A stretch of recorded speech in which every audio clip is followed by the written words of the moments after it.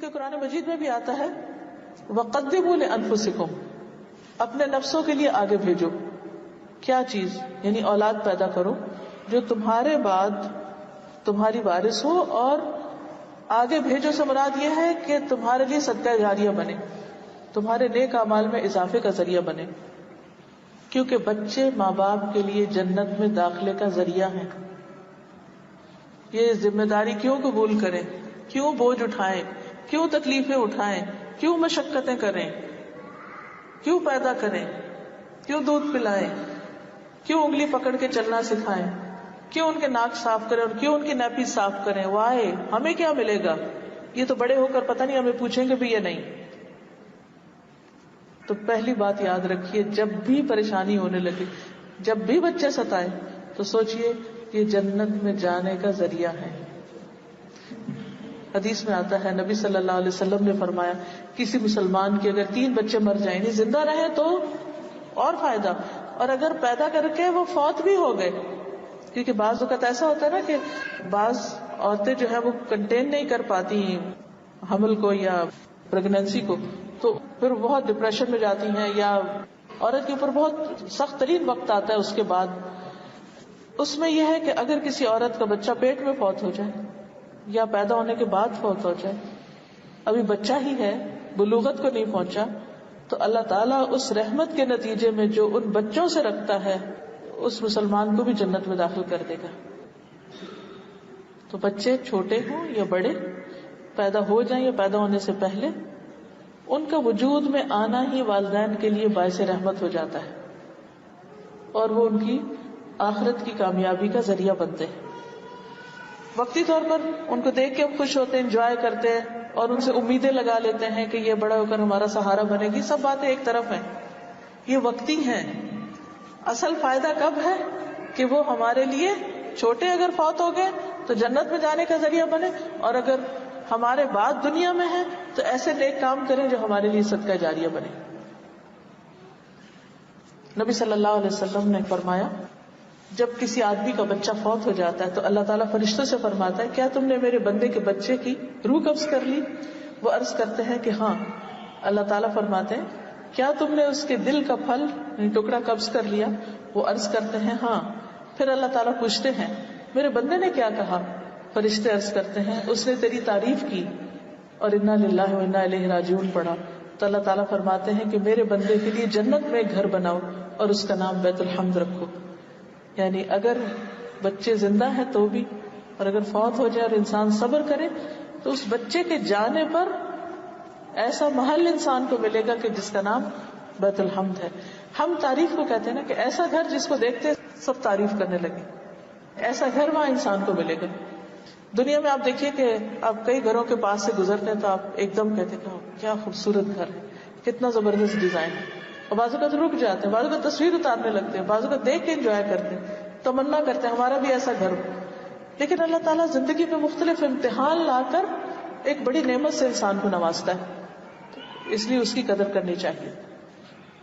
ایک اور حدیث میں آتا ہے کہ ایک شخص نبی صلی اللہ علیہ وسلم کی خدمت میں حاضر ہوا، اس کے ساتھ اس کا بیٹا تھا.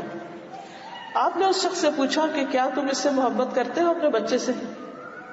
اس نے عرض کیا اللہ تعالیٰ آپ سے ایسی محبت کرے جیسی محبت میں اپنے اس بچے سے کرتا ہوں. کیا بتانا مقصود تھا کہ میں بہت زیادہ محبت کرتا ہوں اپنے بچے سے. اس کا کچھ دن بعد بچہ فوت ہو گیا. جس بچے سے وہ باپ بہت پیار کرتا تھا فوت ہو گیا. آپ نے اس بچے کو نہیں دیکھا تو اس کے والد سے پوچھا کہ وہ بچہ کدھر ہے جس سے تم اتنی محبت کرتے ہو؟ تو اس نے بتایا کہ وہ بچہ فوت ہو گیا. تو آپ نے فرمایا کیا تم اس سے خوش نہیں ہوتے کہ تم جنت کے جس دروازے پہ جاؤ گے تم اپنے بچے کو پاؤ گے، وہ تمہیں ویلکم کرے گا وہاں، اور وہ تمہارے لیے جنت کا دروازہ کھولنے کی کوشش کرے گا. بالکل ایسے ہی جیسے ننھے منھے بچے ہوتے ہیں نا کہ باپ گھر میں آئے تو وہ کرسی لا کے کھینچ کے اٹھ کے کنڈی کھولنے کی کوشش کرتے ہیں، اور وہ اس بات کے منتظر ہوتے ہیں، ایکسائٹیڈ ہوتے ہیں کہ امی آ گئی، امی آ گئی، ابا آ گئے، ابا آ گئے. ہر روز آپ نے دیکھو گھر میں ایک نعرہ ضرور اٹھتا ہے ابا آ گئے یا امی آ گئی. تو بالکل اسی طرح جس طرح دنیا میں وہ ویلکم کرتے ہیں، اسی طرح آخرت میں جنت میں بھی وہ ویلکم کریں گے اور والد کے لیے جنت کا دروازہ کھولیں گے. سنن النسائی کی روایت ہے. اس لیے بچوں کو صرف مصیبت، ذمہ داری، پاؤں کی زنجیر یا بے آرامی کا باعث یا ایک مشقت نہ سمجھیں. جب بھی تکلیف ہونے لگے، جب بھی آپ ان کی وجہ سے ریسٹرکٹیڈ فیل کریں، کیونکہ کئی مائیں تو ہائے مصیبت.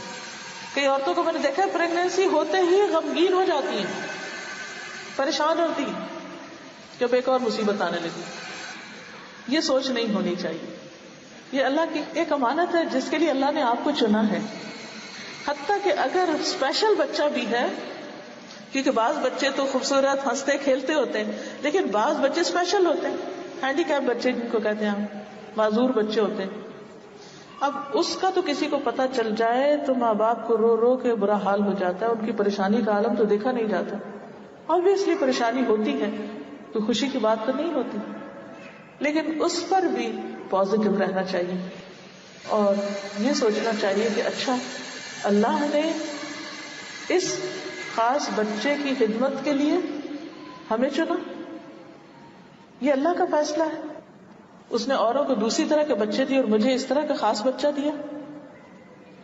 ایسی صورت میں بھی اللہ سے ناراض نہیں ہونا چاہیے، صرف غمگین نہیں رہنا چاہیے، کیونکہ اگر آپ غمگین رہیں گے تو آپ اس کی لک آفٹر کیسے کر سکتے ہیں، آپ اس کا خیال کیسے رکھ سکتے ہیں. اللہ تعالیٰ کی اس دنیا میں کوئی بھی چیز بیکار نہیں ہے. اس بچے کے آنے کا بھی کوئی مقصد ہے، اس کے پیچھے بھی کوئی سبق ہے. وہ چاہے تو بہترین سے بہترین حالت میں پیدا کر دے، وہ چاہے تو انتہائی ذہین بچہ آپ کے گھر میں پیدا کر دے، لیکن اگر وہ اسپیشل بچہ اور آپ کو اس سے دنیا کا کوئی فائدہ نظر نہیں آ رہا تو بھی صبر سے کام لیجیے. وہ آخرت میں عظیم اجر کا باعث ہوگا.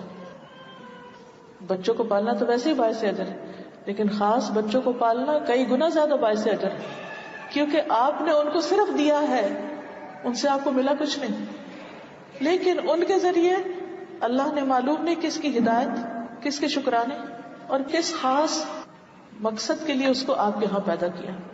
اور کبھی یہ نہیں سوچنا، کیونکہ قرآن مجید میں بھی آتا ہے وَقَدِّمُوا لِأَنفُسِكُمْ، اپنے نفسوں کے لیے آگے بھیجو.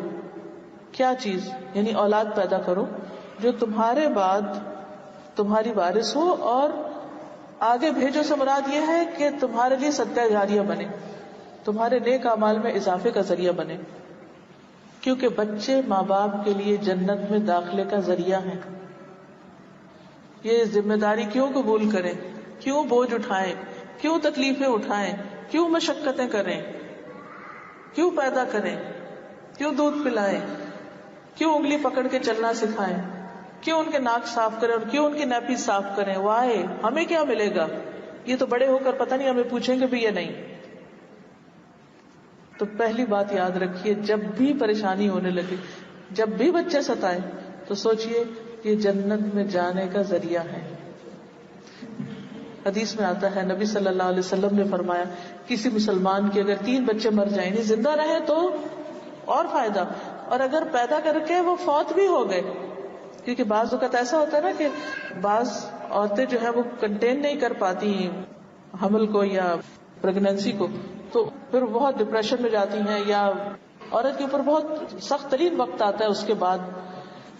اس میں یہ ہے کہ اگر کسی عورت کا بچہ پیٹ میں فوت ہو جائے یا پیدا ہونے کے بعد فوت ہو جائے، ابھی بچہ ہی ہے، بلوغت کو نہیں پہنچا، تو اللہ تعالیٰ اس رحمت کے نتیجے میں جو ان بچوں سے رکھتا ہے اس مسلمان کو بھی جنت میں داخل کر دے گا.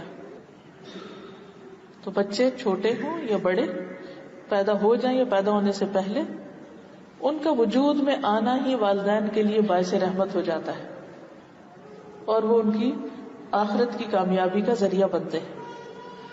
وقتی طور پر ان کو دیکھ کے ہم خوش ہوتے ہیں، انجوائے کرتے ہیں اور ان سے امیدیں لگا لیتے ہیں کہ یہ بڑا ہو کر ہمارا سہارا بنے گی. سب باتیں ایک طرف ہیں، یہ وقتی ہیں. اصل فائدہ کب ہے کہ وہ ہمارے لیے چھوٹے اگر فوت ہو گئے تو جنت میں جانے کا ذریعہ بنے، اور اگر ہمارے بعد دنیا میں ہے تو ایسے نیک کام کریں جو ہمارے لیے صدقہ جاریہ بنے.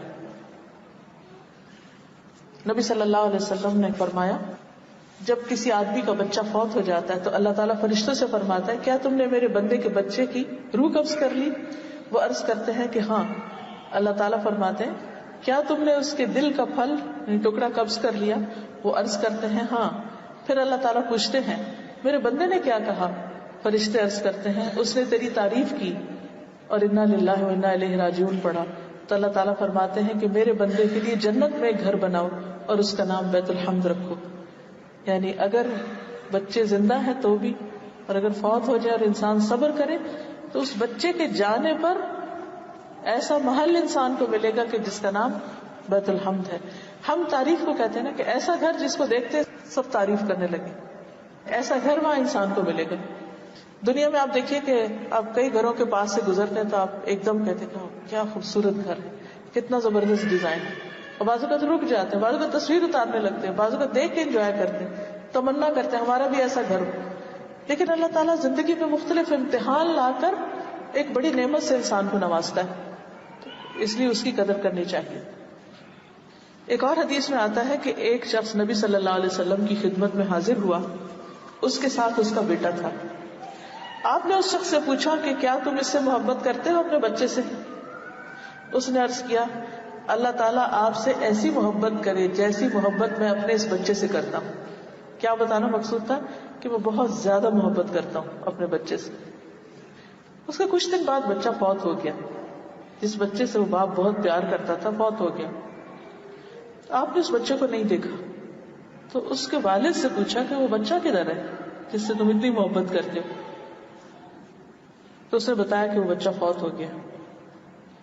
تو آپ نے فرمایا کیا تم اس سے خوش نہیں ہوتے کہ تم جنت کے جس دروازے پہ جاؤ گے تم اپنے بچے کو پاؤ گے، وہ تمہیں ویلکم کرے گا وہاں، اور وہ تمہارے لیے جنت کا دروازہ کھولنے کی کوشش کرے گا.